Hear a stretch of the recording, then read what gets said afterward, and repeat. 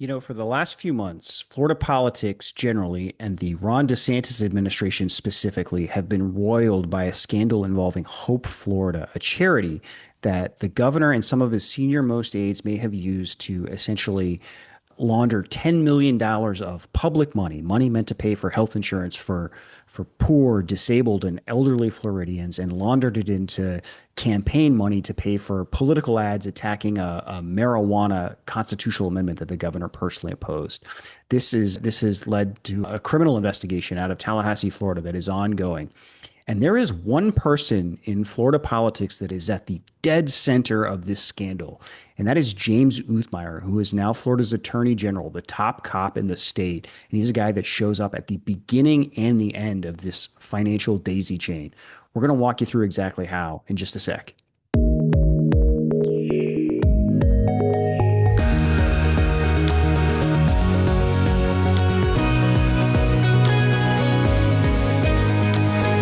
Hello, and welcome to Seeking Rents, the podcast. I'm your host, Jason Garcia. I am the publisher of Seeking Rents. That's a newsletter in Florida about state politics, but with a particular focus on the ways that big businesses and other special interests influence public policy in this state. That name, Seeking Rents, comes from a term in economics called rent seeking. And rent seeking is what's happening when someone with lots of wealth and influence, like a big business or a billionaire, uses their wealth and influence to get laws changed in their favor in a way that allows them to capture even more wealth and influence for themselves, usually at the expense of someone else.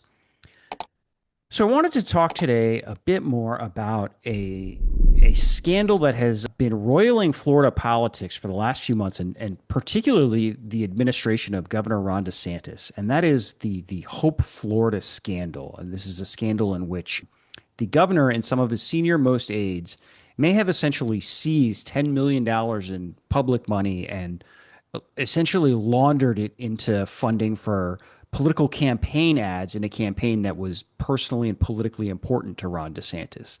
This began during the state's legislative session earlier this year when reporters and Republican representatives in the state house began unearthing a bunch of documents and exposing some of the stuff.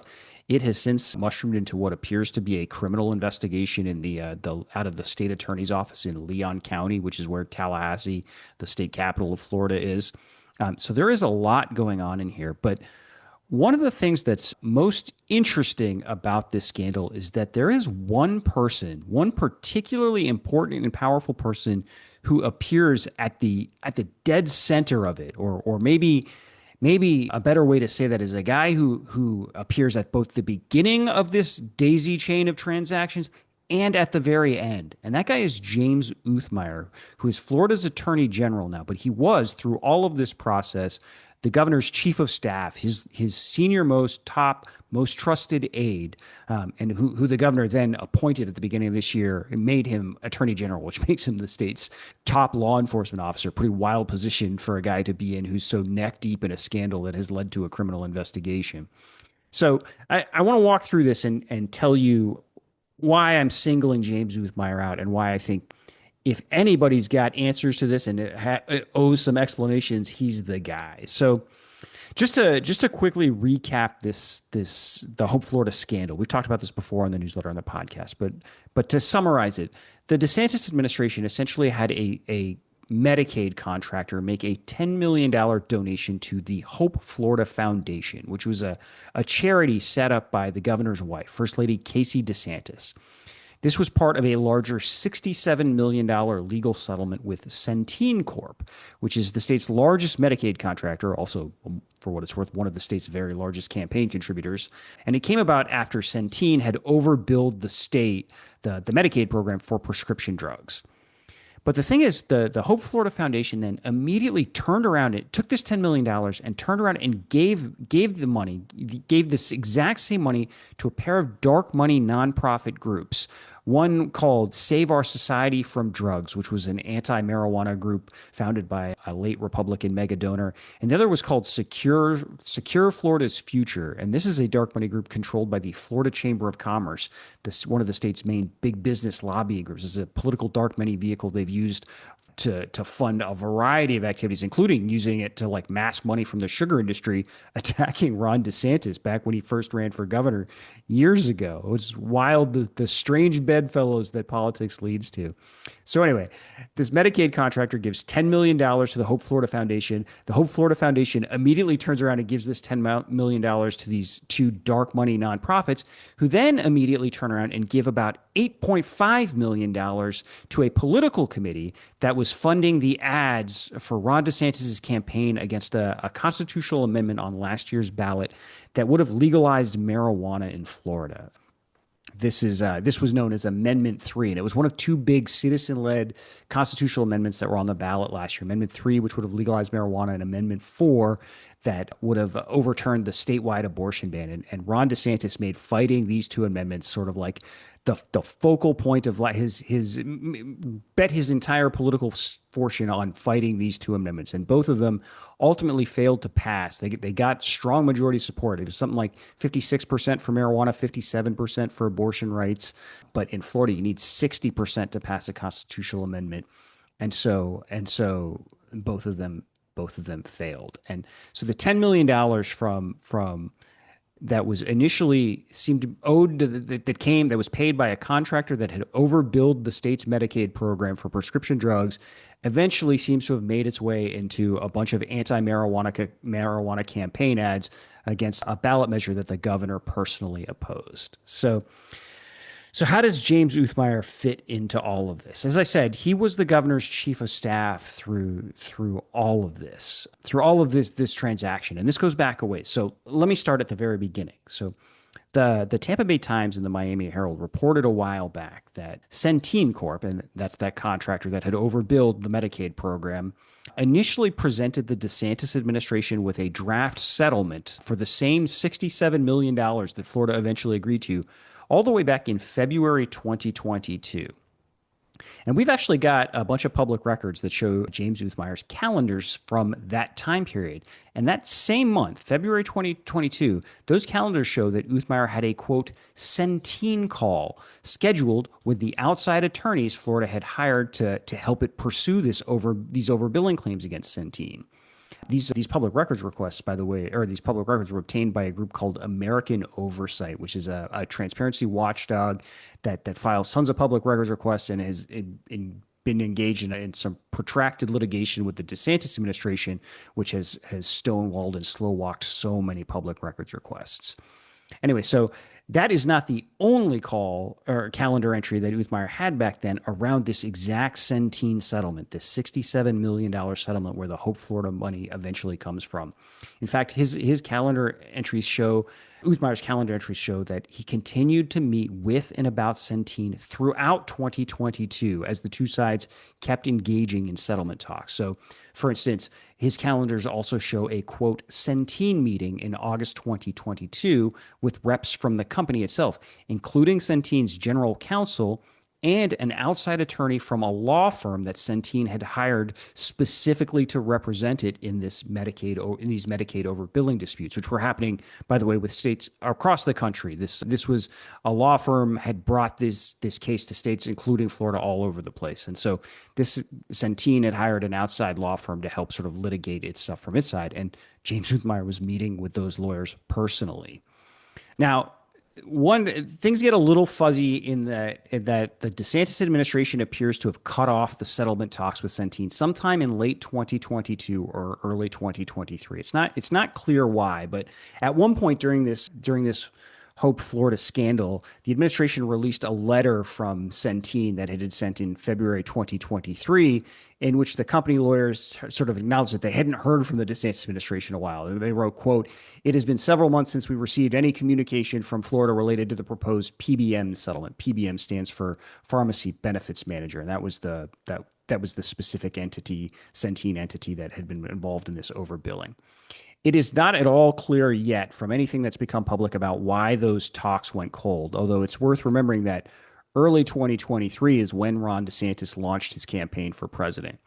That presidential campaign against Donald Trump that consumed the governor and his senior team for a year. Uthmeyer even temporarily stepped down as chief of staff in Florida from August 2023 to January 2024 to become DeSantis's campaign manager. So, I mean, lots of the DeSantis administration's work in Florida slowed to a crawl as he was essentially plodding across Iowa in his failed bid to take down Trump.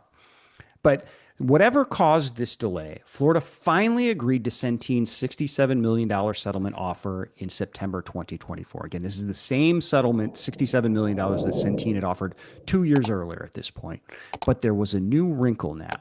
Instead of returning the full $67 million to the state treasury, which, for what it's worth, would have triggered a bunch of strict rules about how that money could be spent and would have also required alerting the Florida legislature, which is technically the branch of government that controls the purse strings in Florida. The executive is not supposed to be allowed to decide how to spend public money.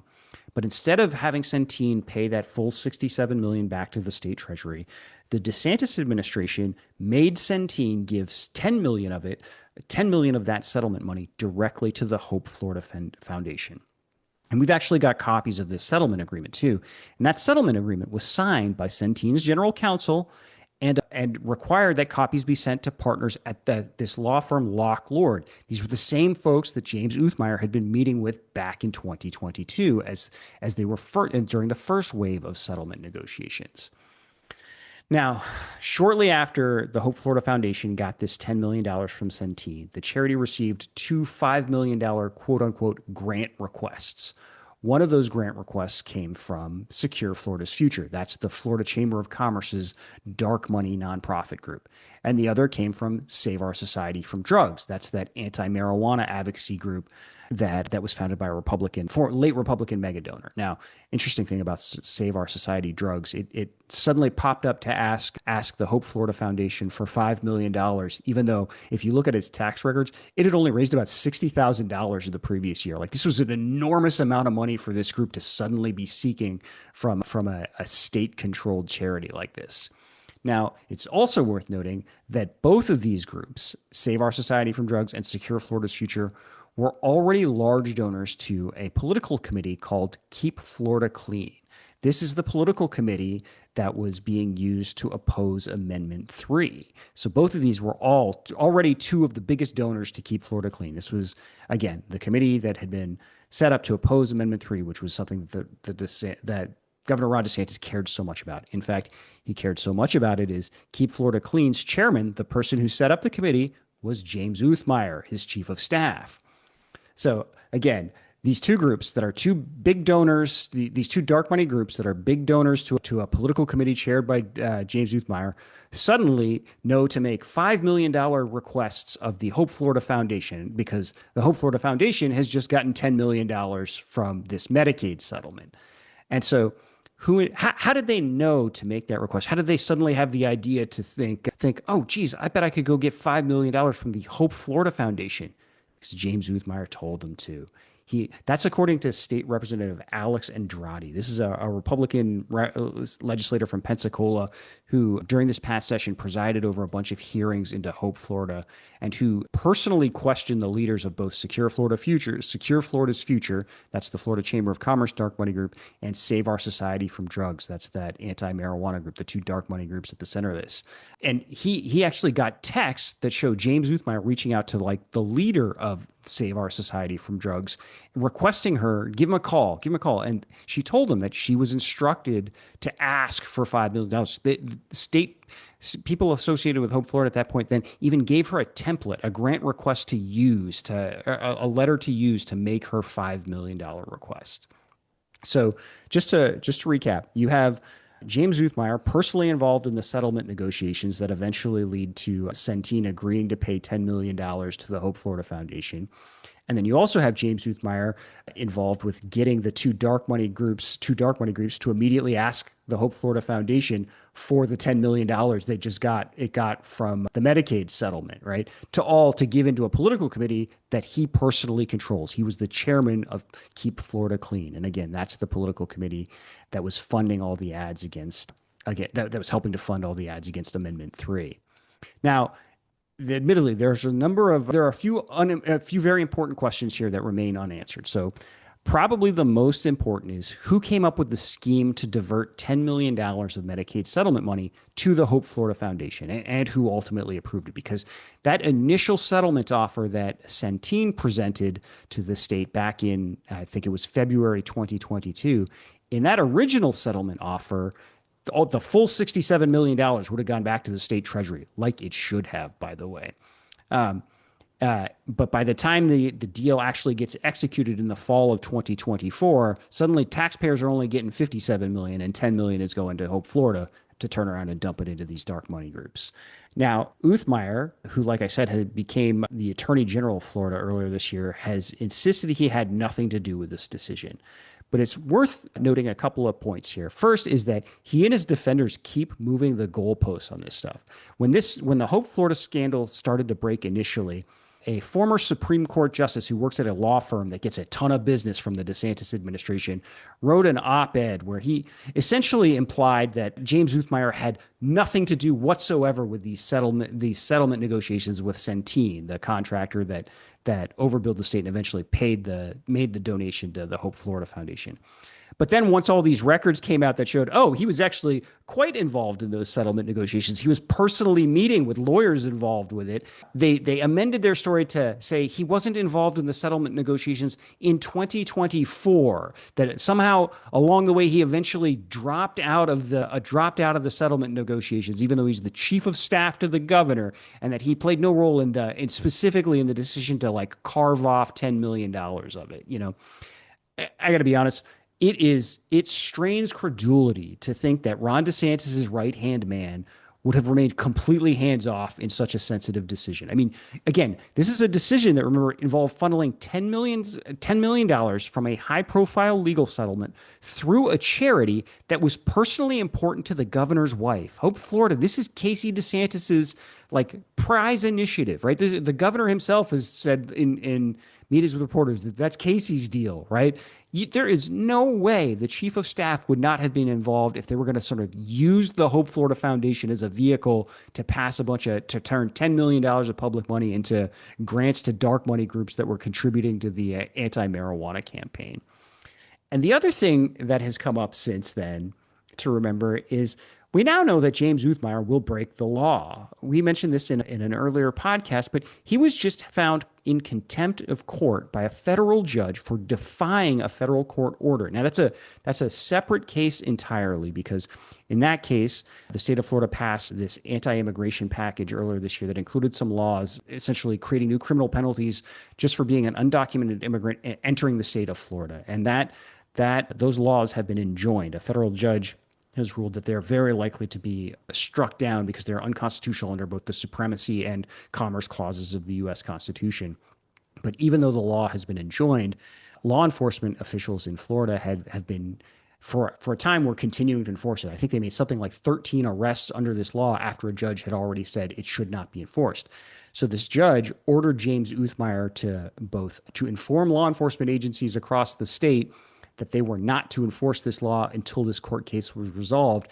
James Uthmeyer not only didn't do that, he sent a letter to law enforcement agencies essentially telling them they were free to enforce it. And then he went on Fox News and bragged about how he was doing, how he was defying this federal judge. So this is, again, the chief law enforcement officer of the state is a documented lawbreaker at this point. So it would not be at all surprising to see him messed up, to see him at the dead center of a scandal that, again, this is the Tampa Bay Times and the Miami Herald have done like yeoman's work reporting on this, but they've talked to prosecutors that had identified something like 8 different crimes that could have been committed in here, from healthcare fraud to money laundering. And like I said, the state attorney's office in Tallahassee, Florida is launched an investigation. And man, if there's one person they need to haul in for questioning, it's the Attorney General of Florida. So we will stay on top of this as more details come out. Eventually, hopefully, we will get definitive answers. One of the most disappointing things of this year's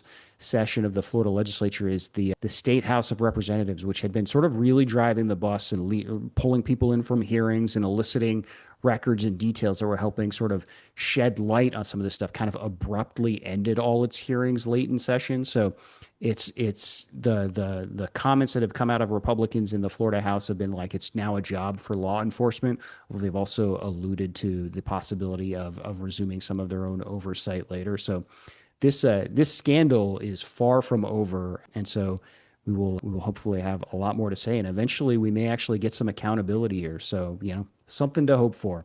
Okay, we're going to leave it right there. As always, please click the like and subscribe buttons. Those are really helpful to the show and helping getting the word out there and helping make sure more folks see this stuff. And if you haven't already, please think about signing up for a subscription to our newsletter. Easiest way to find us is at seekingrentsfl.com.